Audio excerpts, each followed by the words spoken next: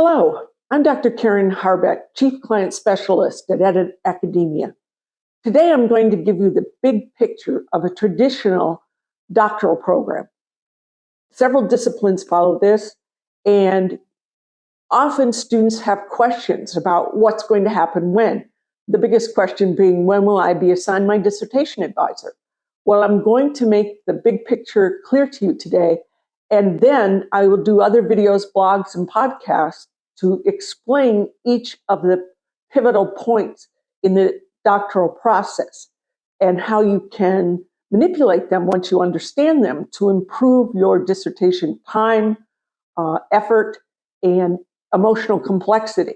All right, let's start at orientation. You've started graduate school and you have a brief orientation or none at all in the days of COVID. Then you start taking your courses. Some are required, some are your choice. Eventually, in a year or two or so, you've finished your coursework.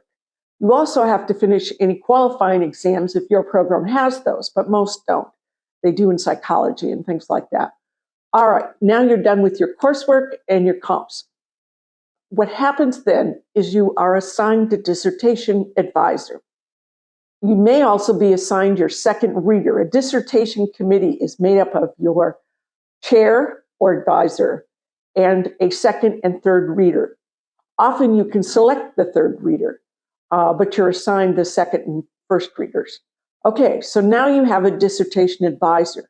Honestly, your second and third readers often defer to whatever the advisor or chair says. So you're working closely with your dissertation advisor. What are you doing? You're creating a dissertation proposal. What's a proposal? A proposal is the first 3 chapters of your dissertation. All right, chapter 1 is the background. Chapter 2 is the research literature that explains the past studies about your topic. And chapter 3 is about your methodology, the respondents, how you've selected them, and all of those details. Together, they're called your proposal. Once you have a solid draft of your proposal approved by your dissertation advisor, you send it to your second and third reader. If they're pleased with the document, then you ask to schedule a proposal defense. This is usually open to the public, and I would suggest you attend some of them before you get to this point so you know what's going to happen.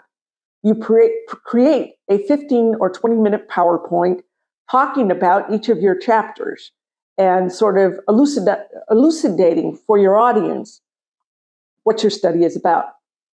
And then usually, as a courtesy, each of the 3 committee members has a question or two to ask you about your study. People in the audience can ask you about your study or online, whatever. And then the committee decides whether you've passed your proposal defense or not. They also can say that you've passed with qualifications, meaning that they want you to reword a section or add something or think about something that has to go into the study.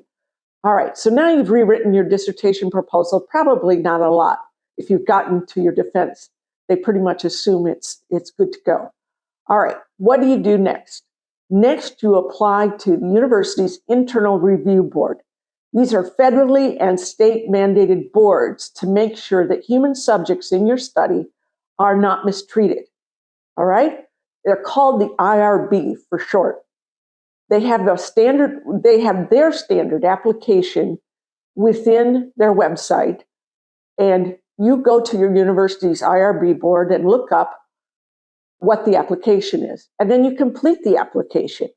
And with it, you will submit any survey instrument, your questions, your dissertation proposal, and the application itself that asks you specific questions.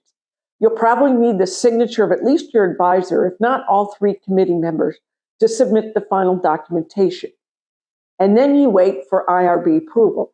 This assumes that you're working with human subjects, either through a survey or through interviews or whatever.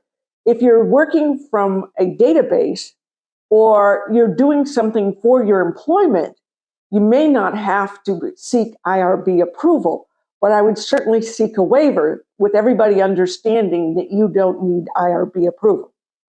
What do I do while I'm waiting for IRB approval? you can't do your interviews or contact people, that is a violation of research ethics, and you can be dismissed from your doctoral program for doing that. So what I advise you do while you're waiting for approval is go back through the first 3 chapters of your dissertation and change the verb tense.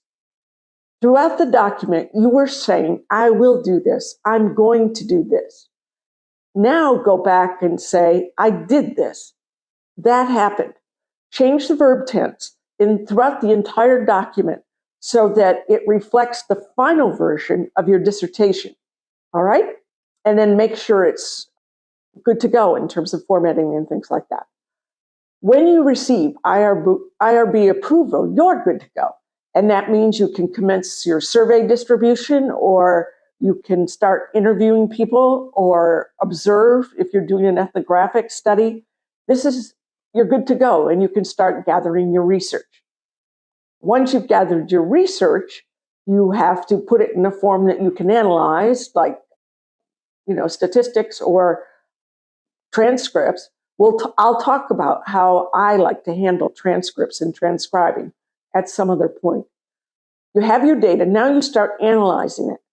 And I will also discuss how you analyze qualitative material in another video, because there are some steps that everyone takes to make sure their final analysis of themes that emerge from the data are accurate and ethical and everything else. So now you're analyzing your data and you're looking for your findings. That's chapter 4 of your dissertation, which will start by describing your study, question, and your respondents. And then you go on to discuss your findings. All right. Then you write chapter 5. What's chapter 5? It starts with a summary of your findings, and then you start relating your findings to the literature review you did in chapter 2. And then you go on to discuss your opinions and future research and everything else. When you have a completed dissertation of chapters 1 through 5, again, you've been working with your dissertation advisor to make sure you're good to go, and you get your second and third reader to look at it as well. Now you ask for a dissertation defense, which again is open to the public, and you do almost the same slide presentations of your proposal defense, but add slides about your findings and conclusions and future research. And again, people will ask you questions, hopefully. Your dissertation advisors and committee members will ask you a couple of questions, and maybe the audience will have some questions.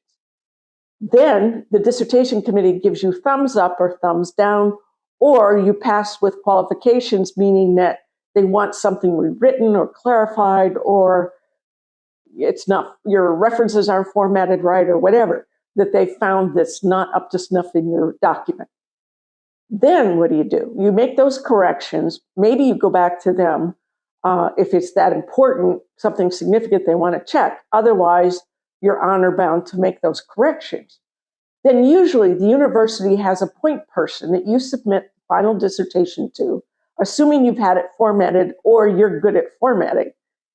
You submit the dissertation to this point person who gives a thumbs up or thumbs down that you've complied with the formatting obligations and the university standards.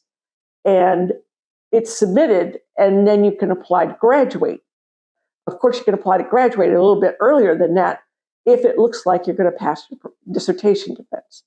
So then you get to go to a ceremony where you walk up on stage and people call you doctor, and you get to party, and you get to realize your academic and professional dreams. I hope this has been helpful. If you go to www.editacademia.com, I have some blogs. We'll be making other videos and podcasts. And my aspiration and passion is helping you achieve your academic goals. Thank you for listening. Take care.